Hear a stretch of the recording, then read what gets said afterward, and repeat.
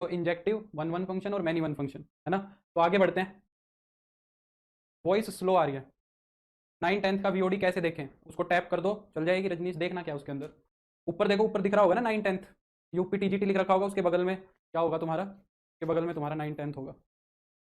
Sir symmetric relation के definition का converse define होगा, है। सिमेट्रिक रिलेशन के डेफिनेशन का कन्वर्स यानी कि हम्म, मतलब ये कहना चाह रहे हो कि अगर ए बी आर में जा रहा है और बी सी अगर आर में जा रहा है तो वो सिमेट्रिक होगा। किस कौन सी सेंस में कन्वर्स बोल रहे हो, ये लिख के बताओ मुझे मनीष।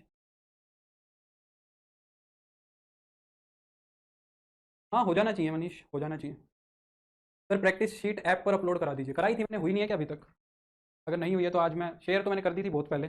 पता है अब ऐप पे मैं इसीलिए बोलता हूँ टेलीग्राम से डाउनलोड कर लिया करो, क्योंकि ऐप पे ना लेट सेट चलता है काम, क्योंकि वो जो सर अपलोड करते हैं उनको सारे बैचेज का करना पड़ता है, तो फिर उसमें टाइम लग जाता है।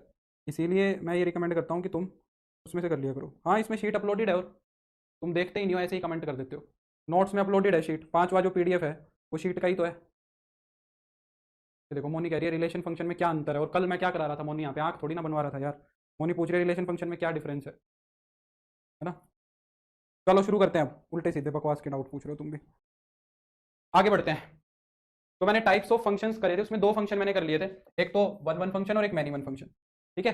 वन वन और मैनी वन जो फंक्शन है वो दोनों के दोनों जो प्रॉपर्टीज हैं वो फर्स्ट वाले सेट की होती है। वन वन और मैनी वन जो प्रॉपर्टीज होती हैं, वन वन वाली और मैनी वन वाली प्रॉपर्टी क्या होती है, ए रिलेट नहीं करेगा बी से, बी रिलेट नहीं करेगा ए से, तो सिमेट्रिक होगा। हाँ होगा, ए अगर बी से रिलेट ही नहीं कर रहा है तो फिर कोई ऑर्डर्ड पेयर मिलेगा ही नहीं। ठीक है, कोई बात नहीं अपना। तो वन वन और मैनी वन इनवर्स रिलेशन मैंने बताया तो था विशाखा, हम ए को बी से रिलेट करा रहे हैं तो उसके इनवर्स रिलेशन के अंदर हम बी को ए से रिलेट करा देंगे। अभी मैं इनवर्स फंक्शन पढ़ाऊंगा, वो चीज अपने आप क्लियर हो जाएगी। अभी इनवर्स फंक्शन भी पढ़ना है हमें, काफी काम है अभी हमारा फंक्शन में। ठीक है, वो हो जाएगा क्लियर वो पार्ट। तो मैं क्या कह रहा हूँ कि वन वन और मैनी वन जो प्रॉपर्टीज होती है वो ए सेट के एलिमेंट्स की प्रॉपर्टी होती है। कल हमने देखा था वन वन और मैनी वन, ये दोनों जो प्रॉपर्टीज होती हैं ये फर्स्ट सेट के एलिमेंट्स की प्रॉपर्टीज होती हैं। वन वन को हमने क्या कहा था, हमने कहा था कि जब डिफरेंट एलिमेंट्स की डिफरेंट इमेजेस होती है, सब एलिमेंट की अपनी अपनी अलग अलग इमेज अगर है तो वो फंक्शन वन वन हो जाएगा। और अगर किन्हीं दो एलिमेंट्स की सेम इमेज है, यानी कि डिफरेंट एलिमेंट्स और उनकी इमेज सेम दिख रही है, तो फिर उस फंक्शन को हम मैनी वन बोलते हैं। उस फंक्शन को हम क्या बोलते हैं, मैनी वन। तो ये जो प्रॉपर्टी है ये ए सेट के एलिमेंट्स की प्रॉपर्टी है। अब हमें क्या करना है, हमें बी के रिलेशन में देखना है। ठीक है, हमें क्या करना है, बी सेट के अंदर की प्रॉपर्टी देखनी है। तो आगे के जो दो रिलेशन हैं, थर्ड रिलेशन कौन सा होता है, सरजेक्टिव।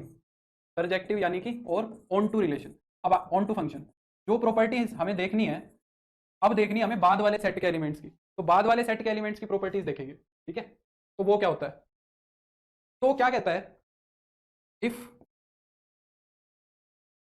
if every element of if every element of second set has at least one preimage, has at least one preimage, अगर ऐसा होगा तो हम बोलेंगे एक फंक्शन हमारा क्या हो जाएगा, ऑन टू हो जाएगा। यानी कि बाद वाले सेट में से हर एलिमेंट की, यहां पे दो बातें देखने की हैं। एक तो ये वर्ड एवरी वाला, यही जरूरी है, जरूरी तो यही है। एक वर्ड एटलीस्ट भी आ रहा है, इसका भी थोड़ा सा बात करेंगे हम। बाकी एवरी वाली जरूरी कंडीशन है। वो कहता है कि अगर पहले वाले सेट बाद वाले सेट के एलिमेंट्स में से कोई भी ऐसा एलिमेंट दिख रहा है जो रिलेट नहीं किया या जिसकी कोई प्री इमेज नहीं है। ठीक है, जैसे कि मान लो मैंने ये रिलेशन बना दिया, ये फंक्शन बना दिया। जैसे अब मैं पूछ रहा हूँ क्या ये फंक्शन ऑन टू है, तो हमें क्या देखना है, उधर से मतलब नहीं है, हमें इधर से मतलब है। क्या इधर वाले हर एलिमेंट की प्री इमेज दिख रही है, वन की प्री इमेज बी दिख रही है, टू की प्री इमेज ए दिख रही है, पर थ्री की प्री इमेज नहीं दिख रही। थ्री की प्री इमेज नहीं दिख रही तो ये फंक्शन ऑन टू नहीं हो सकता। थ्री की प्री इमेज नहीं दिख रही तो ये फंक्शन ऑन टू नहीं हो सकता है। थ्री की भी प्री इमेज होनी चाहिए।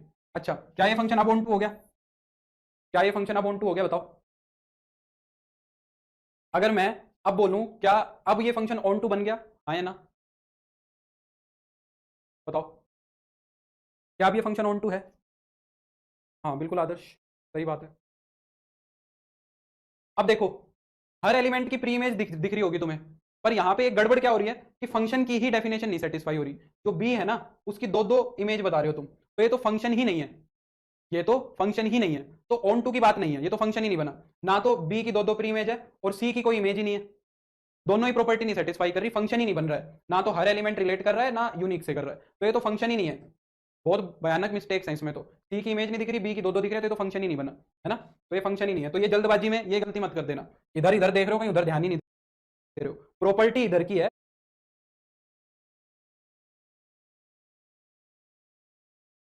पर फंक्शन तो बनना जरूरी है ना। तो मान लो मैंने अभी एक एलिमेंट ए बना दिया, एक सेट ए बना दिया, एक बी बना दिया, मान लो इधर ए बी सी है, यहाँ वन टू थ्री है। ए की एलिमेंट, ए की इमेज बोल दी मैंने बी, बी की इमेज बोल दी मैंने सी, और सी की इमेज बोल दी मैंने ए। तो ये अगर एक सिंपल सा फंक्शन हम देखें तो ये फंक्शन तुम्हारा क्या है, ये ऑन टू फंक्शन है। ये सिंपल सा फंक्शन क्या हो गया तुम्हारा, ऑन टू फंक्शन हो गया। हर एलिमेंट की प्री इमेज दिख रही है और तब फंक्शन वाली बातें भी सेटिस्फाई हो रही हैं। अगर मैं एक और बनाऊं तो वो एटलीस्ट वाली बात है, वो भी देख लेते हैं। मान लो यहाँ 1 2 3 4, यहाँ पे मान लो ए बी। तो अगर मैं एक फंक्शन बनाऊं, मैं कह रहा हूँ 1 और 1 की इमेज ए है, 2 की इमेज भी ए है, 3 की इमेज बी है, 4 की इमेज बी है। अगर मैं इस फंक्शन की बात करूं, हाँ वो भी बात करेंगे अभी मालिनी। अगर मैं इस फंक्शन की बात करूं तो क्या ये फंक्शन ऑन टू है? क्या हर एलिमेंट की प्री इमेज दिख रही है? बिल्कुल दिख रही है। ए की दो प्री इमेज है, ए की 1 भी है, ए की 2 भी है, इससे कोई दिक्कत थोड़ी ना है, फंक्शन तो डिफाइन हो ही रहा है। बी की प्री इमेज 3 है, बी की प्री इमेज 4 भी है, कोई दिक्कत नहीं है। इसलिए ये वाला जो वर्ड है एटलीस्ट वाला वर्ड आ रहा है, क्योंकि प्री इमेज एक से ज्यादा हो सकती है ना। प्री इमेज एक से ज्यादा होने का मतलब क्या है? प्री इमेज एक से ज्यादा होने का मतलब ये है कि ये फंक्शन मैनी वन भी है, ऑन टू के साथ साथ ये फंक्शन क्या है, मैनी वन भी है। ये function many one onto है ना। ये फंक्शन क्या है, मैनी वन ऑन टू। और अगर सिर्फ एक ही में एक ही प्री इमेज है तो वो 1 1 भी हो जाएगा, 1 1 ऑन टू हो जाएगा। ये वाला फंक्शन 1 1 भी हो जाएगा। समझ रहे हो मेरी बात को? बाकी शर्त ये है कि बाद वाले एलिमेंट से कोई छूटे ना। अगर कोई छूट रहा है तो फिर वो फंक्शन ऑन टू नहीं होगा। अच्छा दूसरी बात, अब हम यहाँ पे ये रेस्ट्रिक्शन लगा रहे हैं। देखो जब फंक्शन की डेफिनेशन डिफाइन करी थी तो पहले वाले सेट पे तो एवरी वाली कंडीशन हमने वहीं लगा दी थी। अब दूसरे वाले सेट पे एवरी की कंडीशन में लगा रहा हूँ ऑन टू में आके। अगर दूसरे वाले सेट में मैंने एवरी वाली कंडीशन लगा दी तो यानी कि अब ये बात भी क्लियर हो गई, तब तो हमारी डोमेन ए सेट बनी थी। तो अब मेरी बात ये भी क्लियर हो गई कि यहाँ पे हमारी जो रेंज होगी वो हमेशा पूरा का पूरा बी सेट ही होगी, क्योंकि अब यहाँ भी एवरी वाली रेस्ट्रिक्शन लग गई कि हर एलिमेंट की प्री इमेज होनी चाहिए। और हर एलिमेंट की प्री इमेज हो गई तो सारे के सारे एलिमेंट्स इमेज बनेंगे, और सारे इमेज बनेंगे तो रेंज हमेशा बी सेट बनेगा। और बी को तुम बोलते हो कोडोमेन। तो अभी तक हमारी रेंज जो थी ना वो सबसेट थी कोडोमेन का, पर ऑन टू फंक्शन में रेंज जो होती है वो हमेशा क्या होती है, कोडोमेन के इक्वल होती है। तो जिस भी फंक्शन के अंदर रेंज और कोडोमेन बराबर हुई है, इसका मतलब वो फंक्शन क्या है, वो फंक्शन तुम्हारा ऑन टू है। सर तो जैसे फंक्शन जैसे है एवरी सेटिस्फाई है, यूनिकनेस तो है ही नहीं। तो यूनिकनेस में कहाँ, यूनिकनेस में कौन सी दिक्कत है? यूनिकनेस तो है, 1 की इमेज ए की तो है, 2 की इमेज ए की तो है, 2 इमेज कहाँ है, दिखा ए की तो है। तो ये फंक्शन क्या हो गया तुम्हारा, ऑन टू हो गया, अगर ये बात सेटिस्फाई करता है। अब चौथा फंक्शन जो होता है वो क्या होता है तुम्हारा, इनटू फंक्शन। जैसे हमने कल देखा था, जो फंक्शन 1 1 नहीं था वो मैनी वन था। जो फंक्शन 1 1 नहीं था वो फंक्शन क्या था, वो फंक्शन मैनी वन था। तो सिमिलरली इनटू फंक्शन क्या होगा, एक बार लास्ट लाइन रिपीट करना। मैं कह रहा हूं कि अगर हर एलिमेंट की प्री इमेज हो जाएगी, यहाँ पे हर एलिमेंट की प्री इमेज है, तो इसका रेंज का सेट क्या है, ए कॉमा बी है। ये बी के ही तो बराबर आ रहा है। इस वाले फंक्शन का रेंज सेट क्या रेंज क्या बनेगा, 1 2 3 बनेगा। ये भी तो बी ही है ना। तो उस केस में फिर रेंज जो है वो कोडोमेन के इक्वल हो जाएगी, बी के इक्वल हो जाएगी, ये बोल रहा हूँ। इनटू फंक्शन क्या होगा, जब कोई एलिमेंट ऐसा छूट जाए जिसकी प्री इमेज ना हो। If there is at least one element, अगर एक भी ऐसा एलिमेंट दिख गया, if there is at least one element which does not have a pre image, जिसके पास कोई प्री इमेज नहीं होगी, which does not have a pre image, वो फंक्शन फिर इनटू हो जाएगा। अगर एक भी ऐसा एलिमेंट छूट गया जिसकी प्री इमेज नहीं मिली तो फिर वो तुम्हारा क्या हो जाएगा, इनटू हो जाएगा। जैसे कि ये वाला फंक्शन जो बनाया था शुरू में, जो इससे पहले था, वो इनटू था। ठीक है, वो फंक्शन क्या था, इनटू था। तो जो 1 1 नहीं है, जो सॉरी ऑन टू नहीं है, वो इनटू है। अगर कोई भी एलिमेंट छूट गया तो वो इनटू हो जाएगा। जैसे कि मैं तुम्हें कोई एग्जांपल दे देता हूँ। जैसे कि मान लो मैंने एक फंक्शन डिफाइन कर दिया, इंटीजर से इंटीजर्स पे f x is equal to x square. ये फंक्शन बताओ, 1 1 many one onto into क्या है ये फंक्शन? ये फंक्शन क्या है, 1 1 onto many one into, इन चारों में से ये फंक्शन क्या है, बताओ।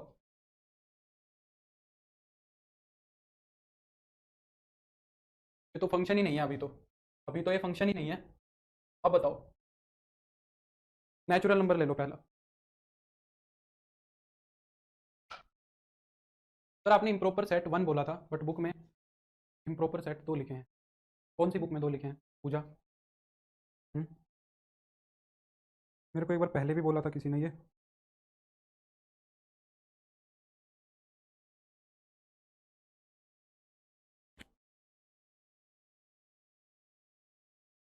इम्प्रॉपर सेट एक ही होता है,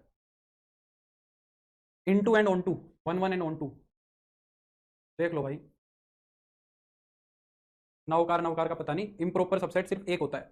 इम्प्रॉपर सबसेट सिर्फ एक होता है, वो सेट खुद। ठीक है, ट्रिवियल सेट्स दो होंगे, ट्रिवियल सबसेट दो होंगे पूजा, ठीक है, ट्रिवियल सेट दो होंगे, इम्प्रॉपर सेट सबसेट सिर्फ एक होगा। ठीक है, 1 1 ऑन टू फंक्शन। यार 1 1 ऑन टू कैसे दिख रहा है, चलो 1 1 ठीक है, ऑन टू कैसे दिख रहा है? तुम्हें हर एलिमेंट की प्री इमेज दिख रही है, सबको ऑन टू लग रहा है फंक्शन। आदर्श ने अपना सवाल चेंज कर लिया। मैनी वन कैसे दिख रहा है? क्या हर एलिमेंट की डिफरेंट इमेज है? क्या कोई दो ऐसे एलिमेंट है जिनकी इमेज सेम है? यहाँ पे है 1 2 3 4 5 6, यहाँ पे है 0 -1 -2 -3, 1 2 3 4 5 6, ये है।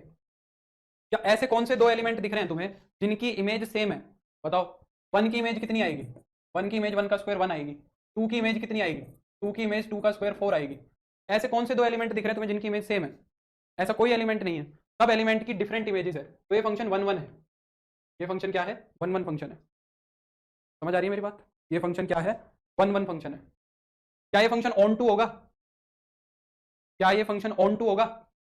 मुझे बताओ किस नेचुरल नंबर का स्क्वायर 0 होता है? 0 की प्री इमेज बताओ। 0 किससे रिलेट करेगा? किस नेचुरल नंबर का स्क्वायर -1 होता है? किस नेचुरल नंबर का स्क्वायर -2 होता है? किस नेचुरल नंबर का स्क्वायर -3 होता है? इन सारे के सारे एलिमेंट्स की कोई प्री इमेज मिलेगी क्या? नेगेटिव वालों की और 0 की। नेगेटिव वालों की और 0 की। अरे शिखा, तो यहां पे नेचुरल नंबर है भाई, नेचुरल नंबर में -2 कहां से आ गया? नहीं दिखेगी ना, इन सारे नंबर्स की प्री इमेज नहीं दिखेगी, तो एलिमेंट छूट गए। ठीक है, तो फिर ये कैसे ऑन टू हो सकता है? तो ये इनटू होगा। ये क्या होगा तुम्हारा? इनटू होगा। एक और बताओ। दूसरा, मैंने कहा कि फंक्शन रियल से रियल पे डिफाइंड है। एफ एक्स दिया हुआ है 1 इफ एक्स इज रेशनल, होगा -1 इफ एक्स इज इरेशनल। ये फंक्शन बताओ 1 1 है, ऑन टू है, इनटू है, क्या है? जल्दी बताओ। ये तो बहुत आसान है, इसमें क्या दिक्कत है?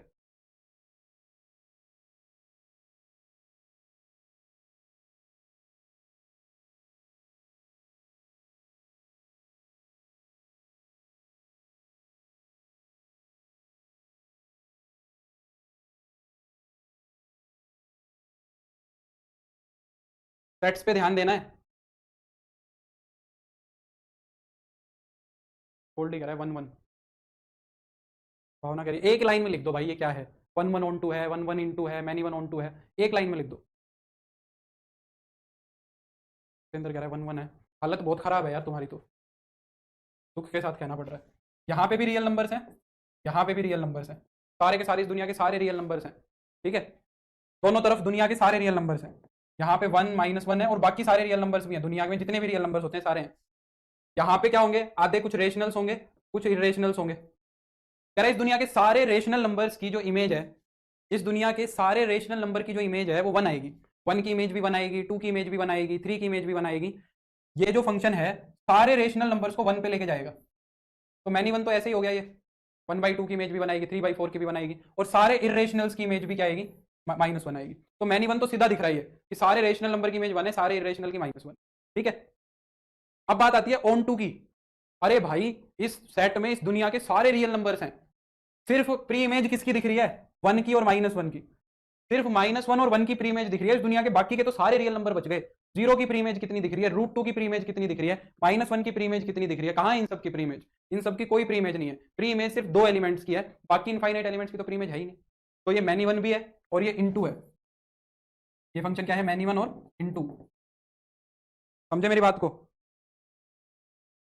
चलो, एग्जाम्पल सब बाद में करेंगे, क्वेश्चन तो करना ही है। पांचवा जो फंक्शन आता है वो आता है तुम्हारा बाइजेक्टिव फंक्शन।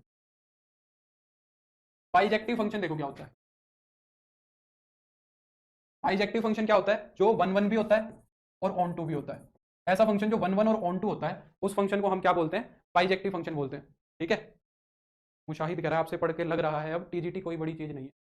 धन्यवाद। तो 1 1 क्या होगा? इंजेक्टिव, ऑन टू क्या होगा? सब्जेक्टिव। ऐसा फंक्शन जो 1 1 और ऑन टू दोनों हो उसको हम बाइजेक्टिव बोल देते हैं। ये सब हो गया है। अब जो यहाँ से इंपॉर्टेंट चीज आती है वो आती है काउंटिंग ऑफ फंक्शंस। ये इंपॉर्टेंट टॉपिक है बहुत ज्यादा, ध्यान से सीख लेना। काउंटिंग ऑफ फंक्शंस, फंक्शंस को काउंट कैसे करते हैं? देखो, अगर मैथ्स के अंदर अगर मैं बात करूं 11वीं 12वीं की, तो अगर तुमने कैलकुलस पे पकड़ बना ली तो फिर कुछ नहीं बचता है, फिर हो जाएगा। और अगर कैलकुलस स्ट्रॉन्ग कर लिया तुमने 11वीं 12वीं का, तो यूजी पीजी का मैथ्स पढ़ने में भी दिक्कत नहीं होगा। ठीक है, यूजी पीजी को भी काउंट करने में दिक्कत नहीं होगी। अब ये इंपॉर्टेंट टॉपिक है काउंटिंग ऑफ फंक्शंस। फंक्शंस को काउंट कैसे करना है? 1 1 फंक्शन कितने होंगे, ऑन टू फंक्शंस कितने होंगे, इन टू फंक्शंस कितने होंगे। अच्छा, एक बात मैं बतानी भूल गया तुम्हें 1 1 ऑन टू के केस में। यहाँ पे एक चीज और लिखो जो मैं बहुत इंपॉर्टेंट बतानी भूल गया। कल मैंने तुम्हें कहा था कि इस दुनिया का हर फंक्शन, इस दुनिया का हर फंक्शन या तो 1 1 होगा या मैनी 1 होगा, पर कभी भी ऐसा कोई फंक्शन नहीं मिलेगा जो 1 1 भी होगा, मैनी 1 भी होगा, या फिर दोनों ही नहीं होंगे। समझ रहे हो? या तो दोनों होंगे या दोनों नहीं होंगे, ऐसा कुछ नहीं होता है। या तो एक फंक्शन 1 1 होता है या एक फंक्शन मैनी 1 होता है। सेम चीज ऑन टू और इन टू के लिए भी होती है। क्या कहता है कि a function is either onto और इन टू। एक फंक्शन या तो ऑन टू मिलेगा या इन टू मिलेगा, बट इट कैन नेवर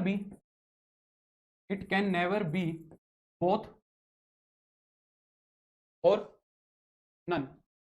एक फंक्शन या तो ऑन टू मिलेगा या इन टू मिलेगा, ऐसा कभी भी नहीं होगा कि एक फंक्शन या तो दोनों के दोनों हो जाए या कुछ भी ना हो। एक फंक्शन को एक साइड को पिक करना ही पड़ेगा, या तो 1 1 की साइड को, या फिर सॉरी या तो ऑन टू की साइड को या इन टू की साइड को। अब ये जो दोनों बातें मैंने तुम्हें बताई है ना, इनका बड़ा यूज है, काउंटिंग में बड़ा यूज है। ठीक है, तो सबसे पहले अब हम काउंट करेंगे 1 1 फंक्शन को, 1 1 फंक्शन को काउंट करेंगे। ठीक है, ठीक है मुशाहिद, डन।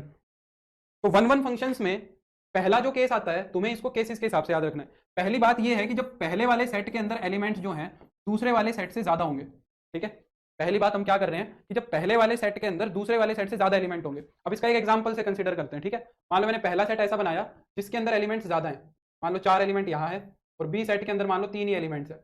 अब ना हम 1 1 फंक्शन बनाने की कोशिश करते हैं। 1 के पास कितनी चॉइस है, 1 किसी भी एक पे मैप करा दो, जिस पे मन करे 1 को मैप करा दो। ठीक है, सपोज तुमने 1 को बी पे मैप करा दिया, किसी भी एक पे करा दो। 2 को, अब 2 को मैप कराओगे, हमें फंक्शन बनाना है 1 1, 2 को हमें क्या बनाना है, 1 1 फंक्शन बनाना है। 1 1 में क्या होता है, डिफरेंट एलिमेंट्स की डिफरेंट इमेज रहती है, यानी कि 2 बी पे तो जा नहीं सकता, फिर 2 जाएगा या तो ए पे या सी पे। तो 2 को किसी भी एक पे भेज दो जहां तुम्हारा मन करे। सपोज तुमने 2 को सी पे भेज दिया, अब 3 की जो इमेज बनेगी वो ना तो बी बन सकती ना सी बन सकती, क्योंकि वो मैनी वन बन जाएगा अगर बी और सी में से एक हो गया। तो 3 के पास सिर्फ एक चॉइस बची, ए की। अब बात आती है 4 की। 4 क्या करे बेचारा, 4 क्या करे, अगर 4 बेचारा मैप नहीं हुआ तो फिर तो ये फंक्शन ही नहीं बनेगा। 4 का मैप होना तो मस्ट है, 4 का मैप होना तो कंपलसरी है, पर 4 मैप हो किस पे बेचारा, क्योंकि फंक्शन भी हमें 1 1 बनाना है। अगर अब कोई एलिमेंट तो बचा नहीं वहां पे, 4 अगर इन तीनों में से किसी पे भी मैप हो जाएगा तो डिफरेंट एलिमेंट की सेम इमेज बन जाएगी। 4 अगर मैप हो गया सी पे तो 2 और 4 की इमेज सेम बन जाएगी, तो ये फंक्शन मैनी वन हो गया। तो क्या इस केस में तुम कभी भी 1 1 फंक्शन फॉर्म कर पाओगे? जब पहले सेट के अंदर ज्यादा एलिमेंट्स होते हैं और दूसरे वाले सेट के अंदर कम एलिमेंट्स होते हैं, तब कभी भी हमारा 1 1 फंक्शन नहीं बन सकता, वो फंक्शन हमेशा मैनी वन ही रहेगा। ठीक है, तो हम क्या बोलेंगे, यहां पे क्या होगा तुम्हारा, टोटल 1 1 फंक्शंस कितने होंगे, टोटल 1 1 फंक्शंस 0, टोटल 1 1 फंक्शंस कितने होंगे, 0 होंगे। मानते हो इस बात को? और अगर मैं पूछूं फिर मैनी वन फंक्शन कितने होंगे इस केस में, टोटल मैनी वन फंक्शंस कितने होंगे? मैनी वन तो काउंट हो ही गए, क्योंकि वो प्रॉपर्टी काम करेगी ना कि टोटल में से 1 1 को घटा दोगे तो मैनी वन आ जाएंगे। अब एक भी फंक्शन 1 1 नहीं है, इसका मतलब सारे के सारे फंक्शन मैनी वन है। अगर एक भी फंक्शन, मैं यहाँ पे क्या मान के चल रहा हूँ, ए के अंदर m एलिमेंट्स मान के चल रहा हूँ और बी के अंदर n एलिमेंट्स मान के चल रहा हूँ, ये स्टैंडर्ड लेके चलेंगे सबके अंदर। तो यानी कि और टोटल फंक्शंस कितने बनेंगे, टोटल फंक्शंस तुम्हारे रहेंगे हर केस में n की पावर m, ये बात ध्यान रखना, हर केस में यही फॉर्मूला इसी से बनाएंगे। ठीक है, तो टोटल फंक्शन तो n की पावर m हो गए, और एक भी फंक्शन 1 1 नहीं है, तो यानी कि सारे के सारे जो फंक्शन है वो क्या हो गए, मैनी वन हो गए। जैसे यहाँ पे अगर मैं तुमसे पूछूं, इस केस में अगर a की वैल्यू कितनी है, 3 है, और a के अंदर 4 एलिमेंट है और b के अंदर 3 एलिमेंट है, तो 1 1 फंक्शन तो तुमने देख लिया कि 0 है, 1 1 फंक्शन तो 0 हो गए। अगर मैं ऑन टू की बात करूं तो टोटल फंक्शंस कितने होंगे, टोटल फंक्शन होंगे 3 raise to the power 4, total function होंगे 3 रेज टू द पावर 4, और 1 1 एक भी नहीं है, तो सारे के सारे, इसका मतलब 81 जो फंक्शन है वो मैनी वन फंक्शन है। सारे के सारे जो फंक्शन है वो क्या है, मैनी वन फंक्शन है। क्लियर हुई ये बात? तो 1 1 भी काउंट हो रहे हैं, मैनी वन भी हो रहे हैं साथ साथ। ठीक है, तो तुम्हें 1 1 काउंट कर लेने हैं बस, और मैनी वन अपने आप काउंट हो जाएंगे। अब दूसरी बात ये आती है, इसी के अंदर दूसरा केस ये आता है, अगर ए के अंदर कम एलिमेंट्स हैं या बराबर है, तो इस केस में 1 1 काउंट होंगे अच्छे से। इसके अंदर क्या होंगे, तुम्हारे 1 1 फंक्शन अच्छे से काउंट होंगे। एक एग्जाम्पल से समझते हैं, फिर इसका फॉर्मूला भी बनाएंगे। ए और बी, मान लो ए के अंदर कम एलिमेंट्स हैं 1 2 3, और बी के अंदर ज्यादा है, a b c d, 4 elements हैं। अब बनाने की कोशिश करो, अब 1 1 फंक्शंस बन जाएंगे, number of 1 1 functions, number of 1 1 functions बनाओ। 1 के पास कितनी चॉइस है, परम्यूटेशन कॉम्बिनेशन का यूज होगा सीधा सा। 1 के पास, मैंने क्या लिख दिया, ऑन टू लिख दिया मैनी वन की जगह, हाँ मैनी वन लिखो यार, यहाँ पे ऑन टू लिख दिया मैंने गलती से, यहाँ पे मैनी वन आएगा, ये गलती से लिख दिया। ठीक है, हाँ 1 के पास कितनी चॉइस दिख रही है, 1 किसी भी एक पे जाके मैप हो जाएगा, तो 1 के पास चॉइस दिख रही है 4, तो 1 किसी भी एक पे मैप हो गया जाके, तो 1 के पास चॉइस दिख रही है 4, मान लो 1 सी पे मैप हो गया, किसी भी एक पे करा दिया। फिर 2 के पास कितनी चॉइसेस रह जाएंगी, सी तो खत्म हो गया, 1 1 फंक्शन बनाना है, तो 2 के पास चॉइस रह जाएंगी तुम्हारी कितनी, 3 ही रह जाएंगी, 2 के पास चॉइस रह जाएंगी 3। ठीक है, 2 किसी भी एक पे चला गया। फिर 3 के पास कितनी चॉइस रह जाएंगी, 3 के पास बस 2 ही चॉइस रह जाएंगी, तो मान लो 3 किसी पे भी चला गया एक पे, तो 3 के पास 2 चॉइस हो गई, तो टोटल फंक्शन तुम्हारे कितने बन गए, 24 फंक्शंस बन गए जो 1 1 होंगे। अगर डायरेक्ट काउंट, अगर इस तरीके से काउंट करना है तो ऐसे कर लो। ठीक है, और बाकी ये किया क्या है तुमने, 3 चीजों, 4 पोजीशंस पे 3 एलिमेंट्स को अरेंज किया है, 4 पोजीशंस पे 3 एलिमेंट्स को अरेंज किया है, तो क्या हुआ यहाँ पे, परम्यूटेशन हुआ है। तो एक फॉर्मूला भी होता है नंबर ऑफ 1 1 फंक्शंस का, नंबर ऑफ 1 1 फंक्शंस, तो डायरेक्ट फॉर्मूला भी है क्या, 4 पोजीशंस पे 3 पोजीशंस को अरेंज करना है। ठीक है, तो npm, ये तुम्हारा क्या हो जाएगा, npm फॉर्मूला हो जाएगा क्या, 4 पोजीशंस पे 3 को अरेंज करना है, यानी कि 4p3, 4p3। 4p3 कैसे कैलकुलेट होगा? ऊपर तो आ जाएगा 4 फैक्टोरियल और नीचे इन दोनों का डिफरेंस, नीचे इन दोनों का डिफरेंस 4 माइनस 3 फैक्टोरियल। 4 फैक्टोरियल होता है 24, ये हो गया 1 फैक्टोरियल, 1 फैक्टोरियल 1 होता है, तो इससे भी 24 ही आंसर आएगा। ठीक है, इससे भी 24 ही आंसर आएगा। अगर दोनों में सेम एलिमेंट्स हो, इसमें भी n है और इसमें भी n है, मान लो इसमें भी क्या है n, दोनों में n ही एलिमेंट्स है, when n of a is equal to n of b, वैसे तो इसमें ही कवर हो गया, मान लो दोनों के अंदर सेम n एलिमेंट्स हैं, तो उस केस में npn हो जाएगा, जो कि n फैक्टोरियल होता है। जब दोनों के अंदर एलिमेंट सेम होते हैं ना, जब दोनों के अंदर एलिमेंट सेम होते हैं तब n फैक्टोरियल फॉर्मूला बन जाता है इसी से, क्योंकि npn की वैल्यू n फैक्टोरियल होती है। ठीक है, अब मैनी वन निकालने हैं तुम्हें। मैनी वन कितने होंगे इस केस में? Number of many one functions, number of many one functions, many one functions कितने हो जाएंगे? n की पावर m में से npm घटा दो, टोटल में से 1 1 घटा दो। ठीक है, अब एक क्वेश्चन कर दो जल्दी से, ये चीज कवर हो जाएगी। Number of, find the number of many one functions from a to b where n of a मान लो तुम्हारा है 3, n ऑफ b है मान लो तुम्हारा 5। बताओ, मैनी वन फंक्शंस काउंट करो जल्दी से, 1 मिनट के अंदर।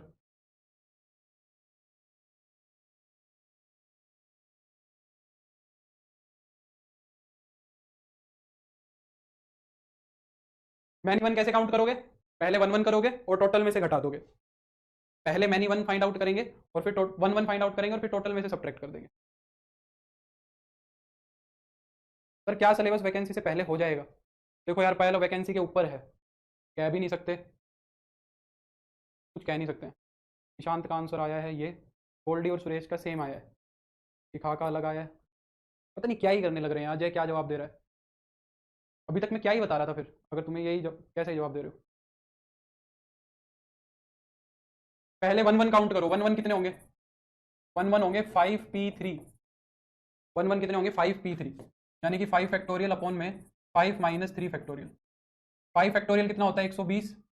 2 फैक्टोरियल कितना होता है? 2। 2 फैक्टोरियल तो 2 ही होगा, यानी कि 1 1 फंक्शन तो है 60। टोटल फंक्शन कितने हैं? टोटल है बाद वाले की पावर में पहले वाला, तो मैनी वन कितने होंगे? मैनी वन हो जाएंगे 125 माइनस 60, यानी कि 65। समझ गए? इतना तो मुश्किल भी नहीं है यार। अब काउंट करते हैं तीसरा, counting of onto and into. ठीक है, ठीक है, देख लो मालिनी जल्दी, नोट्स में देख लेना, नहीं तो कुछ नया नहीं कराया, क्वेश्चन ही कराया था। जितेंद्र कह रहा है 183, पता नहीं कैसे कैसे जवाब दे रहे हैं। हाँ, अब यहाँ पे आ जाओ नेक्स्ट पे, ऑन टू और इन टू पे। अब ये समस्या वाला काम है थोड़ा, ये तो आसान था। ऑन टू इन टू को ध्यान से देखना, onto functions, onto functions को काउंट करते हैं। यहाँ पे हम पहला केस लेके चलेंगे, कौन सा? जब ए के अंदर एलिमेंट्स कम होंगे बाद वाले से। पहले वाले सेट के अंदर क्या होंगे? कम एलिमेंट्स होंगे, बाद वाले के अंदर ज्यादा होंगे। यहाँ पे देखते हैं सबसे पहले, जैसे कि मान लो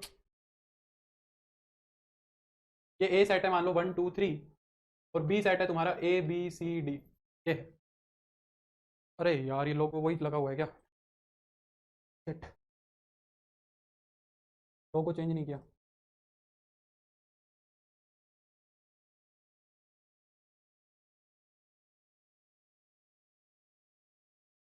करो कोशिश ऑन टू फंक्शन बनाने की, बन पा रहे हैं?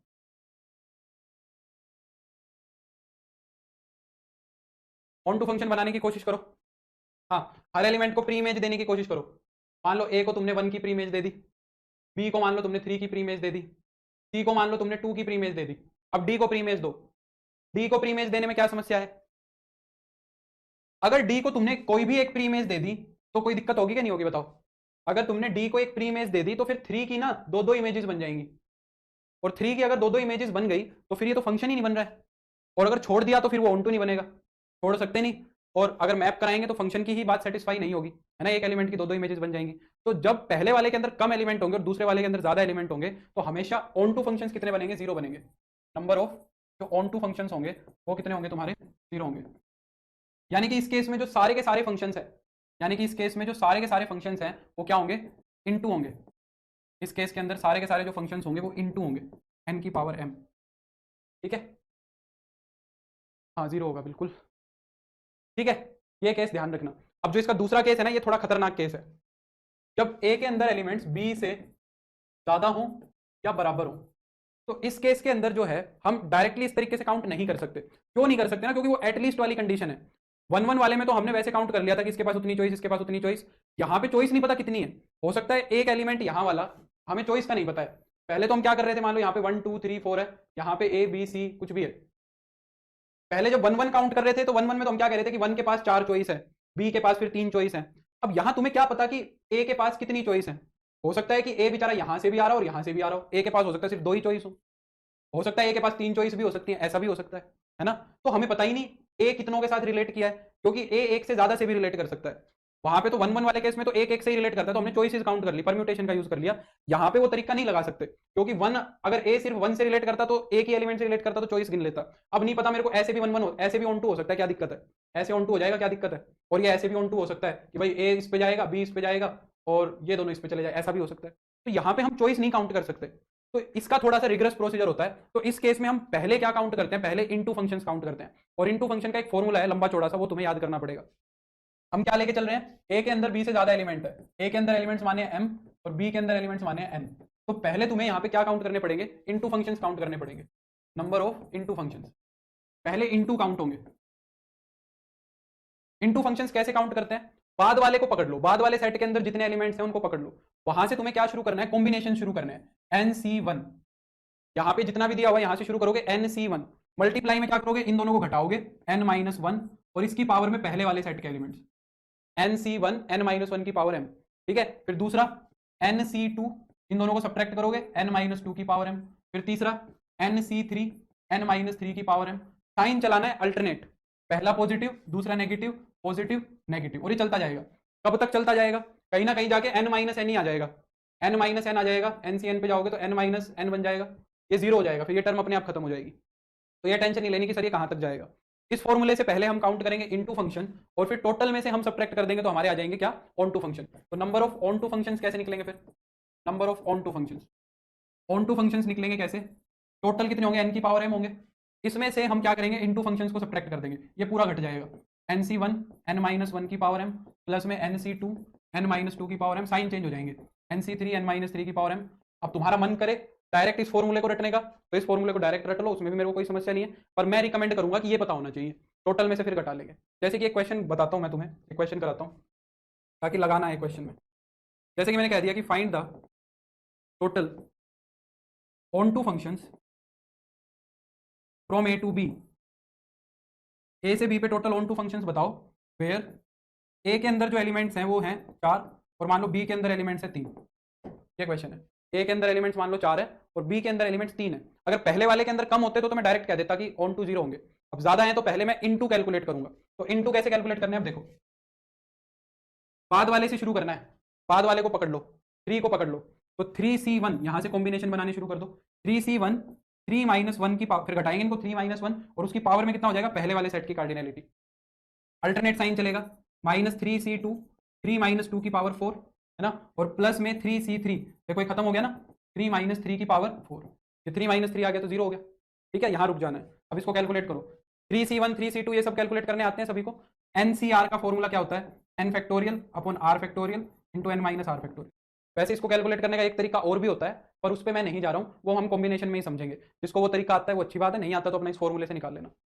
3C1 की वैल्यू होगी 3, 2 की पावर 4 कितना हो जाएगा 16, 3C2 कितना होगा, ये भी 3 होगा, और 3-2 कितना होगा 1, 1 की पावर 4 हो जाएगा 1, वो 0 हो गया। तो 16 को 3 से गुना करोगे तो 48 48 -3 यानी कि 45। तो इनटू फंक्शन हो गए 45, इनटू फंक्शन क्या हो गए 45 हो गए। तो ऑन टू कितने होंगे, टोटल कितने हैं, बाद वाले सेट में 3 एलिमेंट है, पहले वाले सेट में 4 एलिमेंट है, तो टोटल फंक्शन हो गए 3⁴ और माइनस में इनटू कितने हो गए 45।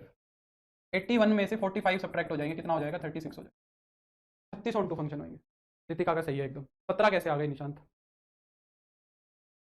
समझ आ गई बात, समझ आ गई बात। एक क्वेश्चन खुद से ट्राई कर लेना घर पे, बात क्लियर हो जाएगी, घर पे ही हो वैसे तो। इसके अंदर 5 ले लो, दूसरे वाले के अंदर 4 ले लो, ये क्वेश्चन घर पे ट्राई कर लेना, ठीक है, फॉर्मूला याद हो जाएगा। तो ये काउंटिंग थी 1-1 फंक्शंस की और ऑन टू फंक्शंस की, ठीक है। इस तरीके से इनको काउंट करते हैं, ये पार्ट भी पूरा हो गया। टाइप्स ऑफ फंक्शन में हम एक फंक्शन यही डिस्कस कर लेते हैं, इवन फंक्शन और ऑड फंक्शन। ये और आते हैं इवन एंड ओड फंक्शंस।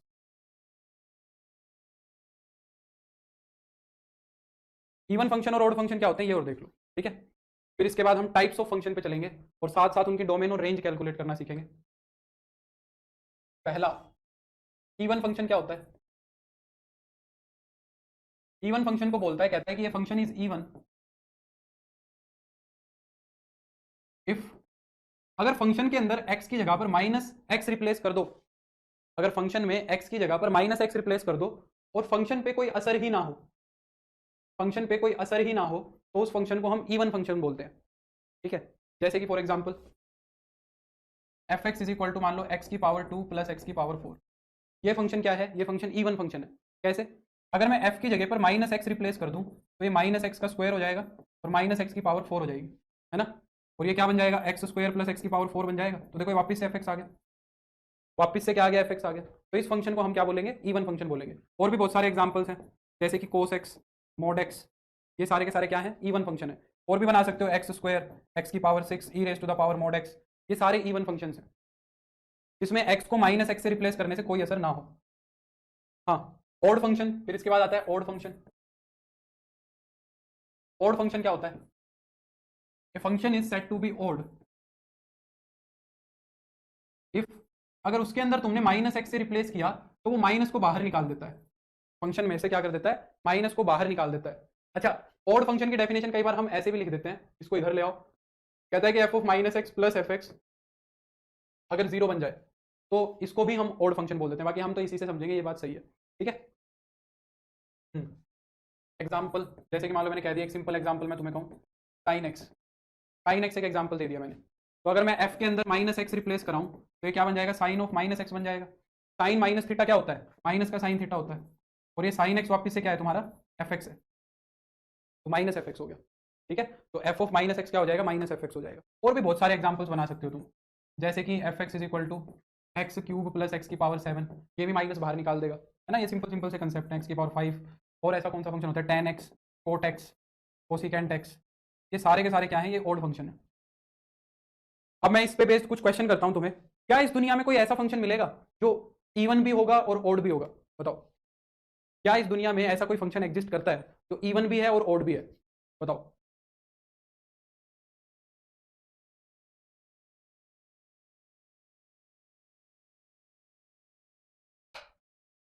बोलो।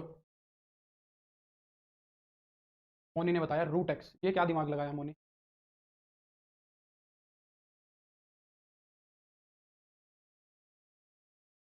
रूट एक्स में से माइनस कैसे बाहर आएगा मोनी?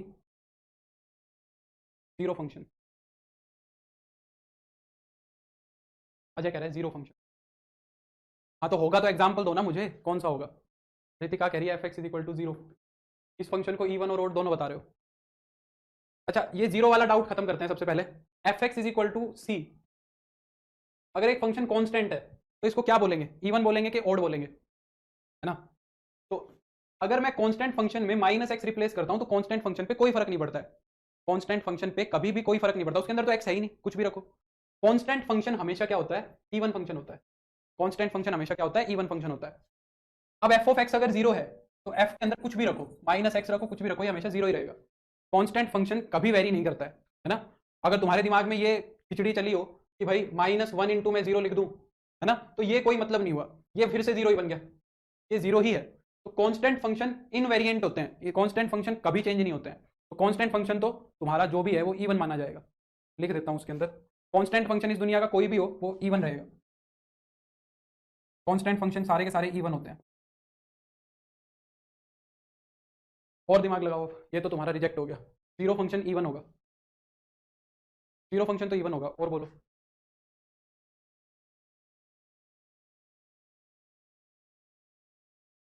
है कोई ऐसा फंक्शन? नहीं नहीं, log x तो बहुत खतरनाक फंक्शन है पूजा, log x को तो छेड़ो ही मत। तो इस दुनिया में कोई भी ऐसा फंक्शन नहीं होता है जो इवन भी हो और ओड भी हो, ठीक है। तो there is no function, there exist no function which is both even and odd, which is both even and odd. ऐसा कोई फंक्शन नहीं मिलेगा। Sir under root x square, Moni कह रही है कि f x is equal to under root x square. इस function की बात करें तो एक्चुअली में ये फंक्शन मोनी क्या है, ये मोड एक्स फंक्शन है। अंडर रूट में जब एक्स स्क्वायर लेते हैं तो वो मोड एक्स ही होता है, और मोड एक्स इवन फंक्शन है। ठीक है मोनी, मोड एक्स क्या है तुम्हारा, इवन फंक्शन है। अंडर रूट में जो एक्स स्क्वायर होती है वो वैल्यू आती है मोड एक्स, तो ये इवन फंक्शन है। ठीक है। अब दूसरा सवाल, क्या इस दुनिया में कोई ऐसा फंक्शन मिलेगा जो ना तो इवन हो और ना ही ओड हो? बताओ। अब दूसरा क्वेश्चन ये है कि क्या इस दुनिया में कोई ऐसा फंक्शन मिलेगा जो ना तो इवन है और ना ही ओड है? जल्दी बताओ।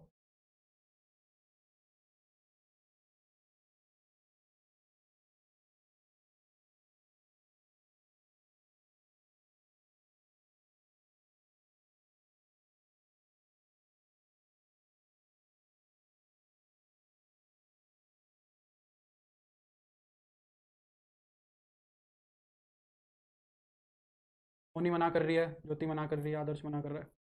बेचारे तुम्हारे साथ भी अत्याचार हो रहा है। पहले तुम्हें लग रहा था कि होता है ऐसा फंक्शन, और अब तुम्हें लग रहा है कि ये नहीं होता तो ये भी नहीं होता। इनफैक्ट ऐसे इनफाइनाइट फंक्शंस होते हैं जो ना तो इवन होते हैं और ना ही ओड होते हैं।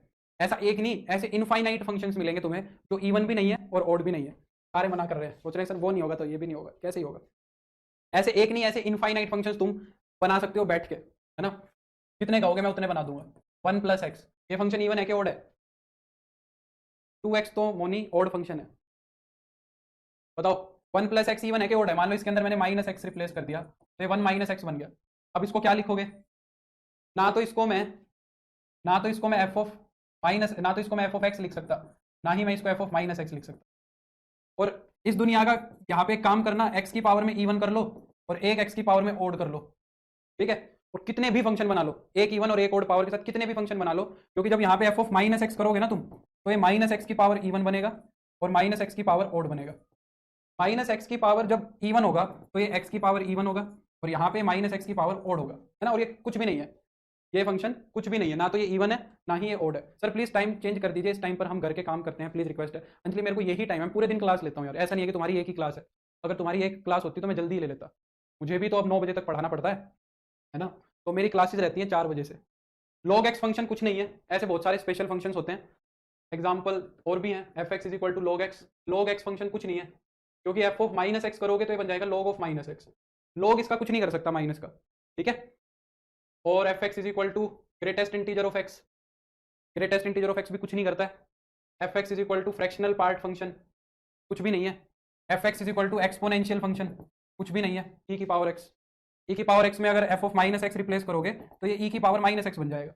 ना तो ये एफ एक्स है ना ही ये माइनस ऑफ एफ एक्स है। तो ऐसे इनफाइनाइट फंक्शन एग्जिस्ट करते हैं। ठीक है। ठीक है राहुल, यही यही रहेगा टाइम, मेरे पास और कोई टाइम ही नहीं है। तो हम क्या कहेंगे, देयर आर इनफाइनाइट फंक्शंस।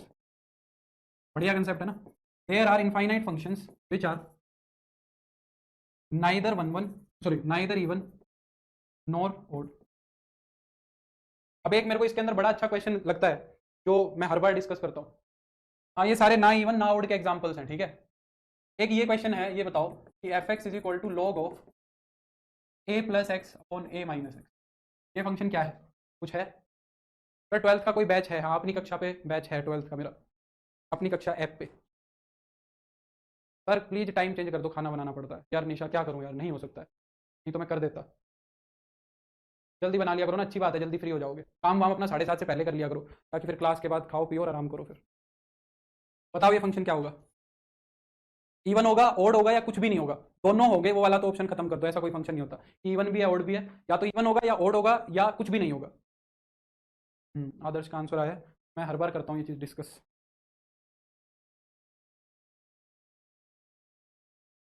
अभिषेक रितिका का आंसर आया है। शिखा कह रही है कुछ नहीं होगा। आदर्श अभिषेक रितिका का, ठीक है। देखो ये बड़ा अच्छा क्वेश्चन है। अगर मैं f के अंदर -x रिप्लेस करूं तो ये बन जाएगा log ऑफ a-x अपॉन में a+x, ये बन जाएगा। अब यहां से तो ये कुछ भी नहीं दिख रहा है, यहां से तो ये कुछ नहीं दिख रहा है, ना तो एफ एक्स दिख रहा है ना माइनस ऑफ एफ एक्स दिख रहा है। पर मैं यहाँ पे एक चीज कर सकता हूँ, क्या? इसको मैं a+x अपॉन में a-x की पावर -1 लिख सकता हूँ। तो मैं क्या लिख सकता हूँ, a+x अपॉन a-x की पावर -1। अब log m की पावर n होती है क्या? log m raise to the power n क्या होता है? n log m, ये प्रॉपर्टी होती है। तो -1 आगे आ जाएगा, तो माइनस का log a+x a-x बन जाएगा। ये एफ एक्स आ गया, तो -f(x). तो एफ ऑफ -x जो है वो माइनस का एफ एक्स आ गया। ये फंक्शन क्या हो जाएगा तुम्हारा? ओड हो जाएगा। ठीक है। ये ऑड फंक्शन हो जाएगा। तो ये इवन ऑड भी खत्म हो गया। वैसे तो पीरियोडिक फंक्शंस भी हैं, पर पीरियोडिक फंक्शंस अभी डिस्कस नहीं करूंगा मैं, क्योंकि पीरियोडिक फंक्शंस में मेन फंक्शंस होते हैं ट्रिग्नोमेट्रिक फंक्शंस। ट्रिग्नोमेट्रिक फंक्शंस हमने डिस्कस किए नहीं है, तो उसके बाद ही करेंगे हम पीरियोडिक फंक्शन डिस्कस, ठीक है। पीरियोडिक फंक्शंस मेरे को अभी करना है, वो मैं बाद में करा दूंगा, मुझे याद है। अब हम टाइप्स ऑफ फंक्शन देखेंगे, मतलब डिफरेंट काइंड्स ऑफ फंक्शन देखेंगे। यहाँ से जो ये काम है ना, ये तुम्हें ओवरऑल मैथमेटिक्स का बहुत सारा आइडिया दे देगा। यहाँ से तुम्हें बहुत सारे फंक्शन सीखने हैं, ठीक है। हम शुरुआत करेंगे इजी इजी फंक्शन से, लॉग, एक्सपोनेंशियल, ट्रिग्नोमेट्रिक, सारे फंक्शन डिस्कस करेंगे। यहाँ से जो ये ज्ञान मिलेगा ये बहुत इंपॉर्टेंट है, ये आगे की सारी तैयारी में बड़ी हेल्प करता है, क्योंकि अगर फंक्शंस का आइडिया हमें लग जाता है तो फिर हम काफ़ी चीज़ों को डील कर पाएंगे। तो अलग अलग तरह के फंक्शंस देखेंगे, उनका बिहेवियर देखेंगे, वो वन वन है, वो ऑन टू है ना, वो क्या बोलते हैं, और क्या चीज़ देखी थी हमने, उनकी डोमेन क्या होगी, उनकी रेंज क्या होगी, सारी चीज़ें देखेंगे, ठीक है। तो पहला फंक्शन जो हम डिस्कस कर रहे हैं वो है आइडेंटिटी फंक्शन। तुम्हें अब इनके नाम से चीज़ें याद रहनी चाहिए। आइडेंटिटी फंक्शन, आइडेंटिटी फंक्शन क्या होता है ये देखो। आइडेंटिटी फंक्शन होता है f x is equal to x, यानी कि ये फंक्शन कुछ नहीं करता है, इस फंक्शन को कुछ करना ही नहीं है, साफ बात ये है। ये ऐसी मशीन है, इसके अंदर जो डाला वही आउटपुट आ गया। ये ऐसी मशीन है जिसके अंदर जो इनपुट डाला वही आउटपुट आ गया। अगर तुमने 1 रखा तो 1 आ गया, 0 रखा तो 0 आ गया, √2 रखा तो √2 आ गया, है ना, जो रखा वही बाहर निकाल देगा ये, ठीक है। तो ये फंक्शन को क्या बोला जाता है, आइडेंटिटी फंक्शन बोला जाता है। अगर इस फंक्शन का हम ग्राफ देखें, थोड़ा सा हम ग्राफ पे डिस्कशन करेंगे। अगर इस फंक्शन का हम ग्राफ देखें तो इस फंक्शन का ग्राफ कैसा होता है, ये दिमाग में फिट हो जानी चाहिए अब तुम्हें, ठीक है, सारी चीजें। एक स्ट्रेट लाइन ग्राफ होता है जो ओरिजिन से पास होता है, ठीक है। ओरिजिन से पास होने वाली एक स्ट्रेट लाइन जो होती है, ये तुम्हारा आइडेंटिटी फंक्शन होता है। 0 पे 0, 1 पे 1, 2 पे 2, 3 पे 3, 4 पे 4, -1 पे -1, -2 पे -2। अब अगर मैं तुमसे बात करूं इस फंक्शन की डोमेन की, तो इस फंक्शन की डोमेन क्या होगी बताओ। डोमेन मैंने क्या बताया था, बुद्धदेव, ठीक है, देखते हैं। हाँ, अगर मैं बात करूं इस फंक्शन की डोमेन की, डोमेन मैंने क्या कहा था, डोमेन क्या होती है, इनपुट होती है। एक मशीन के अंदर तुम क्या इनपुट्स डाल सकते हो, वो क्या बोली जाएगी, उस फंक्शन की डोमेन होगी, ठीक है। अब हर मशीन अलग अलग इनपुट्स पे काम करती है। तुम्हारी बाइक पानी से काम नहीं करेगी, है ना, तुम्हारा एसी हवा से काम नहीं करेगा। इनको अपनी फिक्स्ड इनपुट चाहिए, किसी को इलेक्ट्रिसिटी चाहिए, किसी को फ्यूल चाहिए, किसी को कुछ चाहिए। हमारे इस फंक्शन का फ्यूल क्या है, इस फंक्शन में इनपुट क्या डाला जा सकता है। हमारे पास सबसे बड़ा पिटारा क्या है, सबसे बड़ा क्या सेट है, रियल नंबर्स का सेट है। हमारे नंबर्स इसी में से ही इनपुट जा सकते हैं। तो तुम ये देखो कि इसकी इनपुट में क्या कोई ऐसा रियल नंबर है जो समस्या कर रहा है, जहां पे इस मशीन को पता ही नहीं कि क्या काम करना है। पूरे रियल नंबर में से कुछ भी रखो तुम इसके अंदर, ये हमेशा सारे रियल नंबर्स को ऐसा का ऐसा बाहर निकाल देगा। तो इस फंक्शन की जो डोमेन होती है ना, वो हमेशा ऑल रियल्स होती है, ठीक है। ये भी कह सकते हैं कि माइनस इन्फिनिटी से प्लस इन्फिनिटी का ओपन इंटरवल होगा, ठीक है। और अगर मैं इसकी रेंज की बात करूं, अगर मैं इस फंक्शन की रेंज की बात करूं, रेंज मैंने क्या कहा था, आउटपुट, जो आउटपुट का सेट होता है वो रेंज होता है। इनपुट डालने पे जो आउटपुट बाहर आया वो रेंज। तो जब तुमने ये रियल नंबर्स इसके अंदर इनपुट डाला तो इसने आउटपुट क्या निकाल के दिया, बताओ, इस फंक्शन ने आउटपुट क्या निकाल के दिया। तो रेंज क्या बनेगी, अगर इनपुट ऑल रियल्स है तो आउटपुट क्या होगी, रियल डाले रियल बाहर निकाल दिया, ऐसे कैसे, जो इसके अंदर इनपुट किया वही आउटपुट आ गया, ठीक है। ये ये फंक्शन उस इंसान की तरह काम कर रहा है जिसको ट्रैवलिंग के टाइम पे उल्टियां लगी हुई होती है ना, जो उसके अंदर डालोगे वो तुरंत बाहर निकाल देगा, ठीक है। तो रेंज क्या होगी, ऑल रियल हो जाएगी, ठीक है। अच्छा, 1 1 ऑन 2 बताओ, क्या ये फंक्शन 1 1 है, क्या ये फंक्शन 1 1 है, बताओ। 1 1 और ऑन 2 के बारे में क्या कह सकते हो, हम रियल से रियल पे बात कर रहे हैं। हमारा जो ये फंक्शन डिफाइन किया हुआ है ये आर से आर पे डिफाइन किया हुआ है। तो आर से अगर आर पे मैं पूछूं क्या ये फंक्शन 1 1 ऑन 2 है, क्या डिफरेंट एलिमेंट्स की सेम इमेज आएगी कभी, क्या कोई दो ऐसे एलिमेंट दिख रहे हैं तुम्हें जिनकी इमेज सेम आएगी, ऐसा कोई एलिमेंट नहीं है जिनकी दो एलिमेंट्स की सेम इमेज आ जाएगी। तो ये फंक्शन क्या हो जाएगा, 1 1 हो जाएगा, ये फंक्शन 1 1 हो गया। क्या ये फंक्शन ऑन टू है, क्या कोई ऐसा एलिमेंट है सारे के सारे रियल नंबर में जिसकी प्री इमेज ना मिले, सबकी मिलेगी, कोई दिक्कत नहीं है, सारे रियल नंबर रेंज में आ रहे हैं, क्योंकि डोमेन और को डोमेन और रेंज जो है वो सेम आ रही है ना। तो क्या हो जाएगा 1 1 एंड ऑन 2। तो ये फंक्शन इनफैक्ट बाइजेक्टिव हो गया, यानी कि ये फंक्शन क्या हो गया, बाइजेक्टिव हो गया। ये आइडेंटिटी की सारी कहानी है। आयुषी क्या करिए, is it good to practise from R D Sharma too, हाँ अगर टाइम है तो कर सकते हो आर डी शर्मा से प्रैक्टिस, नहीं तो मेरे को कोई, मुझे नहीं इतना फायदा नहीं लगता है, सच पूछो। सब्जेक्टिव्स पे ज़्यादा मत जाओ, बाकी ऊपर ऊपर से देखो तो बहुत फायदा करेगी, ऊपर ऊपर से देखो तो बहुत फायदा करेगी, ज़्यादा घुस के नहीं करना है, ठीक है। तो ये हो गया तुम्हारा आइडेंटिटी फंक्शन। दूसरा फंक्शन आता है तुम्हारा कॉन्स्टेंट फंक्शन। अच्छा हाँ, ये फंक्शन इवन है कि ओड है ये भी बता दो, ये भी साथ साथ डिस्कस कर लो, सारी चीज़ें कर लेते हैं डिस्कस। ये फंक्शन इवन है कि ओड है, इवन या odd, f of minus x रखोगे तो ये माइनस एक्स ही बन जाएगा, और माइनस एक्स को माइनस एफ एक्स लिख सकते हैं, तो ये फंक्शन ओड भी है, ठीक है, ये फंक्शन तुम्हारा ओड भी है। सोनल मैं इस बारे में कुछ हेल्प नहीं कर सकता, मैं तुम्हारी फीस कैसे रिफंड कराऊंगा। अच्छा मोनी कह रहे हैं, मैं ओके मोनी। कांस्टेंट फंक्शन दूसरे नंबर पे आता है, कांस्टेंट फंक्शन। कांस्टेंट फंक्शन क्या होता है, हाँ, आरडी शर्मा ऑब्जेक्टिव कर सकते हो, पर वो जेई लेवल पे चला जाता है। मैंने तुम्हें लास्ट क्लास में भी बताया था, अगर बच्चों को कुछ करना है, किसमें, बच्चों को अगर एक्स्ट्रा प्रैक्टिस करनी है, तो मैंने तुम्हें बताया था कि एनडीए एनए की बुक कर लो, मोर देन इनफ रहेगी। वो एकदम सटीक है, जो भी बच्चा टीचिंग एग्जाम की तैयारी कर रहा है, एनडीए एनए की जो बुक आती है वो कर लो। ठीक है, ये बुक सबसे प्रिसाइज रहेगी, किसी भी पब्लिशर की कुछ भी ले लो, उसके अंदर जो प्रैक्टिस सेट है, और 2012 से 2024 तक के प्रीवियस ईयर क्वेश्चन मिलेंगे एनडीए के, उससे ज़्यादा कुछ करने की जरूरत नहीं है टीचिंग एग्जाम के लिए। एटलीस्ट आरडी शर्मा ऑब्जेक्टिव करोगे तो उसमें जेई मेन्स के क्वेश्चन मिलेंगे, वो होंगे नहीं, फालतू में मोरल डाउन होगा, उतना लेवल होता नहीं है। हमें जेई मेन की तरफ नहीं बढ़ना है, हमें थोड़ा यूजीपीजी की तरफ बढ़ना है। तो एनडीए एनए की बुक कर लो अगर एक्स्ट्रा करना है तो। कॉन्स्टेंट फंक्शन क्या होता है? F x is equal to c, यानी कि कुछ भी पुट करो ये कांस्टेंट ही निकाल के देगा। अगर f x is equal to zero है तो ये हमेशा जीरो निकाल के देगा, f x is equal to two है तो ये हमेशा टू ही निकाल के देगा।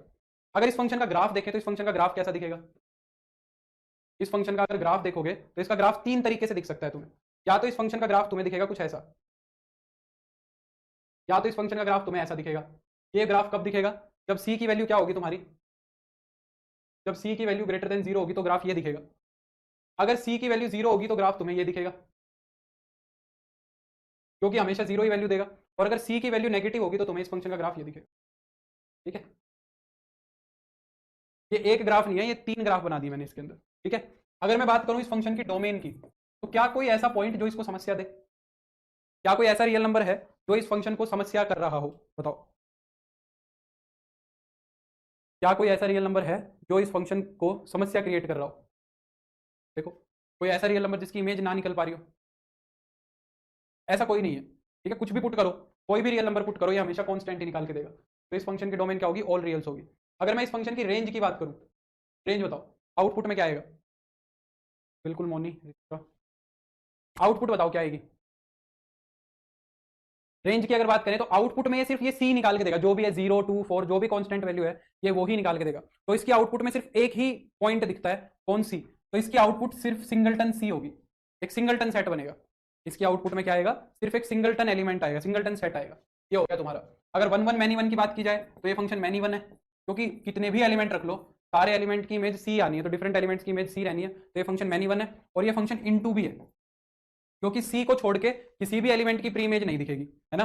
सारे के सारे जो रियल नंबर्स हैं यहाँ के वो सी पे ही मैप होंगे, बाकी किसी की भी कोई प्री इमेज नहीं दिखेगी। ठीक है, तो ये फंक्शन मैनी वन भी हो गया, इनटू भी हो गया, और ये फंक्शन इवन फंक्शन है, ये फंक्शन इवन फंक्शन है। ठीक है, क्लियर? ये हो गया सेकंड। Next, third. थर्ड आता है तुम्हारा रेसिप्रोकल फंक्शन। यहाँ से थोड़ा मेन काम शुरू हो गया है। रेसिप्रोकल फंक्शन, रेसिप्रोकल फंक्शन क्या होता है? ऐसा फंक्शन जो नंबर्स का रेसिप्रोकल कर देता है। ठीक है, यानी कि f x is equal to one over x, ये रेसिप्रोकल फंक्शन है। ठीक है, अगर मैं इस फंक्शन की बात करूं कि ये फंक्शन का जो ग्राफ है वो क्या रहेगा, इस फंक्शन का जो ग्राफ है वो ऐसा दिखता है। देखो, अगर x की वैल्यू को बढ़ाओगे, x की वैल्यू को बढ़ाओगे तो fx की वैल्यू कम होगी, और अगर x की वैल्यू घटाओगे तो fx की वैल्यू बड़ी होगी। तो जितना यहाँ क्लोज लेते जाओगे उतना ये फंक्शन ज्यादा होता जाएगा, और जितना x की वैल्यू बढ़ाते जाओगे उतना ये फंक्शन की वैल्यू कम होती जाएगी। और ऐसा ही क्या होगा, नेगेटिव वैल्यूज में भी होगा। तो इस फंक्शन का जो ग्राफ है वो ऐसा दिखता है। ये ग्राफ क्या है? ये ग्राफ क्या है? ये सही से नहीं बन रहा, ये रेसिप्रोकल फंक्शन का ग्राफ होता है। ठीक है, क्योंकि जीरो के पास जाओगे तो ये वैल्यू बढ़ाता जाएगा। ये इसको बोला जाता है रेक्टेंगुलर हाइपरबोला। कोनिक सेक्शन पढ़ेंगे तो हमें पता लगेगा, रेक्टेंगुलर हाइपरबोला। ठीक है, रेक्टेंगुलर हाइपरबोला जैसे। डोमेन बताओ, कौन सा ऐसा नंबर है जो इसको समस्या क्रिएट कर रहा है? कौन सा ऐसा फंक्शन है जो, कौन सा ऐसा फंक्शन है जो, कौन सा ऐसा नंबर है जो इसको समस्या क्रिएट कर रहा है? तो, सर मेरी क्लास को मेरी अम्मी भी देखती हैं मेरे साथ, कहती हैं सर बहुत मेहनत से पढ़ा रहे हैं। थैंक यू मुशाहिद, धन्यवाद बोलना अपनी अम्मी को। घटना चक्र ठीक है, जिसके पास जो बुक है वो ठीक है, मैं तो सारी बता देता हूँ। ऐसा कौन सा एक्स है जिसके ऊपर समस्या है? बताओ। जीरो है। अगर जीरो रखोगे तो ये डिनोमिनेटर में जीरो बन जाएगा, जीरो रखोगे तो डिनोमिनेटर में जीरो बन जाएगा, वहां समस्या है। तो यानी कि इसकी डोमेन में तुम कुछ भी पुट कर सकते हो, पर जीरो नहीं पुट कर सकते। और रेंज, रेंज क्या होगी? अब यहां से मैं तुम्हें रेंज को निकालने का एक अलग तरीका सिखा रहा हूं। देखो, छोटा सा तरीका है ना, रेंज को निकालने का एक छोटा सा तरीका है, वो मैं सिखाता हूं तुम्हें। देखो, यहां से क्योंकि तुम्हें उस तरीके की जरूरत पड़ेगी। ठीक है, एक्स जीरो हो गया, वही तो समस्या है, एक्स जीरो हो गया, उसको छोड़ना पड़ेगा, डिनोमिनेटर में जीरो बन जाएगा। अच्छा मुझे एक बात बताओ, f x is equal to y जो होता है, इसके अंदर एक्स जो हो सकता है एक्स जो हो सकता है वो तो डोमेन हो गई, और जो वाई हो सकता है वो रेंज हो गई। यही बात हम डिस्कस करते हुए आए हैं। तो मान लो तुम्हें f x is equal to 1/x दिया हुआ है, जिसको तुमने y बोला है, एफ एक्स वाई होता है। तुम कह रहे हो कि जो वैल्यू x ले सकता है, तुमने देखा कि x जीरो नहीं हो सकता, तुमने देखा कि x जीरो नहीं हो सकता। तो अगर x जीरो नहीं हो सकता तो तुम बोले कि x को जीरो को छोड़ दो, तो सर डोमेन क्या हो गई, ऑल रियल्स हो गई, ऑल रियल्स में से जीरो खत्म कर दिया मैंने, है ना। अब मैं इसकी रेंज पूछ रहा हूं। अब रेंज में एक तरीका तो ये है कि हम अपनी कॉमन सेंस का यूज करें, जो इनपुट्स आई हैं उनमें से आउटपुट्स निकालने की कोशिश करें और फिर देखें, पर वो हमेशा काम नहीं करेगा। कॉमन सेंस एक लिमिट तक ही लग सकती है। अब यहीं से सीखना शुरू कर दो। तो हम क्या करेंगे, हमें रेंज निकालने के लिए y की वैल्यू देखनी है। हमें रेंज निकालने के लिए क्या करनी है, y की वैल्यू देखनी है, ठीक है। तो हम y की वैल्यू देखेंगे कैसे, x की वैल्यू निकाल लेंगे। y is equal to 1/x है ना, तो यहां से x की वैल्यू y में निकाल लो, उल्टा फंक्शन बना दो। और अब इसके अंदर देखो कि y क्या वैल्यू ले सकता है। अब इसके अंदर देखो कि y, जैसे तुम ये देख रहे थे ना कि x क्या हो सकता है, वैसे अब देखो कि y क्या हो सकता है। तो अगर अब तुम इसके अंदर देखोगे कि y क्या हो सकता है, y भी जीरो नहीं हो सकता, क्योंकि अगर y जीरो हो गया तो ये चीज डिफाइन नहीं होगी। तो रियल नंबर में से मैं जीरो को भी रिमूव कर दूंगा। तो ये इसकी रेंज होगी, और ये हमेशा काम करेगा। तुम्हें हमेशा किसी भी फंक्शन की रेंज निकालनी है, तो तुम क्या करो, f x is equal to y में से x की वैल्यू निकाल लो, और फिर देखो कि क्या होगा, फिर देखो कि y क्या वैल्यू ले सकता है, ठीक है। तो इस फंक्शन की फिर तुम्हारी रेंज कितनी हो जाएगी, ऑल रियल माइनस जीरो, ठीक है। अगर बात की जाए क्या ये फंक्शन 1 1 है, बिल्कुल 1 1 है। ऐसी कोई वैल्यू नहीं है जिनको दो वैल्यूज रखोगे तो सेम वैल्यू निकल के आए, हर पॉइंट की अपनी अलग वैल्यू आएगी। क्या ये फंक्शन ऑन टू है, बताओ, क्या ये फंक्शन ऑन टू है रियल से रियल पे, क्या ये फंक्शन तुम्हारा ऑन टू है।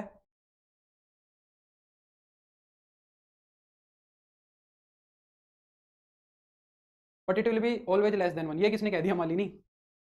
इसके अंदर 0.0001 वैल्यू रखो तो ये 1000 आउटपुट निकाल के देगा, 1000 हो जाएगा। कैसे कह रहे हो, किसकी प्री इमेज नहीं मिलेगी, सारे के सारे रियल नंबर्स में किसकी प्री इमेज नहीं मिलेगी, जीरो की नहीं मिलेगी ना। भाई रेंज क्या बताई है, ऑल रियल माइनस जीरो, यही तो बताना चाह रहे हो कि जीरो की प्री इमेज नहीं मिलेगी। तो सिर्फ जीरो ऐसा है जिसकी प्री इमेज नहीं मिलेगी, जीरो को छोड़ के हर किसी की प्री इमेज मिलेगी। तो सिर्फ जीरो ने इसको इंटू बनवा दिया, जीरो ने इसको सिर्फ इंटू बनवा दिया। समझ आ रही है मेरी बात, जीरो की वजह से ये इंटू हो गया। कोडोमेन और रेंज बराबर नहीं हुई ना सिर्फ जीरो की वजह से, यानी कि जीरो की प्री इमेज नहीं मिली, और ये फंक्शन क्या हो गया, ये फंक्शन ओड भी हो गया। ये सारी की सारी रेसिप्रोकल फंक्शन की कहानी है। अब यहां से हमें ना थोड़ी ज्यादा मेहनत करनी पड़ेगी इसके अंदर, ऑन टू रेसिप्रोकल फंक्शन के अंदर। जैसे कि मान लो मैंने तुम्हें कह दिया f x is equal to 1/2x minus 6। अब इस फंक्शन की डोमेन और रेंज बताओ जल्दी से। सर रेंज तो 1 से नेगेटिव इन्फिनिटी होगी, कैसे होगी भाई मोनी, 1 से इन्फिनिटी कैसे होगी रेंज। हम कह रहे हैं कि जीरो को छोड़ के कोई भी नंबर निकाल देगा। बताओ इस फंक्शन की डोमेन बताओ सबसे पहले तो, इस फंक्शन को कहां समस्या होगी। रेसिप्रोकल फंक्शन को समस्या कहां होती है, रेसिप्रोकल फंक्शन को समस्या वहां होती है जहां पे डिनोमिनेटर जीरो बन जाता है। तो x की ऐसी कौन सी वैल्यू है जहां पे डिनोमिनेटर को दिक्कत हो जाएगी, बताओ ऐसी x की वैल्यू कौन सी है। बिल्कुल निशा, 3 पे समस्या हो रही है। अगर 3 रख देंगे तो ये जीरो बन जाएगा, तो इसकी डोमेन में सारे रियल नंबर आ जाएंगे छोड़ के किसको, 3 को। रेंज बताओ, रेंज में क्या आएगा, चलो डोमेन सबकी सही है, रेंज बताओ। डोमेन सबकी एकदम परफेक्ट है यार, तुम लास्ट तक बैठे रहते हो, वैसे मेहनती बच्चे तो हो, है ना, सारे पढ़ते रहते हैं लास्ट तक, कमेंट उतनी ही स्पीड से आ रहे हैं जितने शुरू में आ रहे थे। ये बड़ी अच्छी बात है, फिर पढ़ाने का मन करता है लास्ट तक, कि लास्ट तक तुम रुके रहते हो, सीखने के लिए तो क्यूरियस हो, इसका मतलब ये तो अच्छी बात है, परसिवियरेंस है सब में। रेंज बताओ, वाई क्या नहीं हो सकता। रेंज देखने के लिए क्या करना पड़ेगा, इसको वाई के बराबर रखना पड़ेगा। मालिनी का, अजय का आंसर आया, एफ एक्स को वाई के बराबर रखोगे, यहाँ से एक्स की वैल्यू निकालोगे, 2x minus 6 is equal to y, और फिर क्या करोगे, यहाँ से एक्स की वैल्यू निकालोगे, क्रॉस मल्टीप्लाई करा दो, वाई को इधर ले आओ, 2x माइनस 6 को इधर ले जाओ, तो 2x माइनस 6 की वैल्यू 1/y आ जाएगी, 6 को इधर ले जाओ, तो 2x तुम्हारा कितना हो जाएगा, 1/y प्लस 6, एलसीएम ले लो, 1 plus 6y upon y, divide कराओगे x की वैल्यू कितनी आ जाएगी, 1 प्लस 6y अपॉन में 2y, है ना। तो अब यहाँ पे समस्या किसको हो रही है, सिर्फ और सिर्फ y अगर जीरो होगा तो समस्या होगी, उसके अलावा कुछ भी रखो कोई दिक्कत नहीं है, तो सिर्फ y जीरो नहीं होना चाहिए, तो इसकी रेंज क्या बनेगी, ऑल रियल माइनस का, ठीक है। चलो तो आज के लिए बस इतना ही करते हैं, काफ़ी हो गया है। हम मिलेंगे हम कल, कल इन फंक्शंस को आगे करेंगे, कोशिश करेंगे कि कल सारे फंक्शंस हो जाए, काफ़ी फंक्शन डिस्कस करने हैं मेरे को, 10 11 फंक्शंस डिस्कस करने हैं।